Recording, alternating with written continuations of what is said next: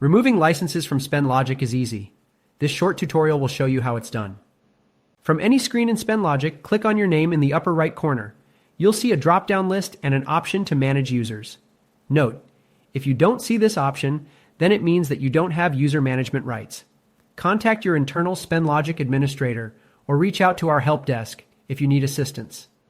Once you've selected Manage Users, you will be shown all of the active and inactive users in the company. You can tell the difference by looking in the active column. Active licenses are shown with a check mark. Inactive licenses are shown with an X. When you remove a license, you aren't totally removing it from the system. You're simply inactivating it. By doing it this way, any reports associated with that license will remain in the system and show up under the original username.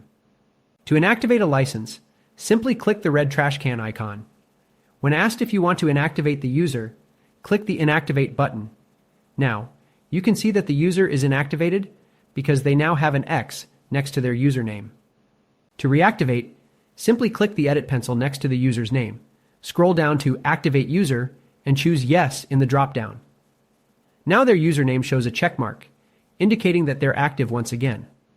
Be sure to check out our help portal if you have any other questions, or reach out to us at help@spendlogic.com.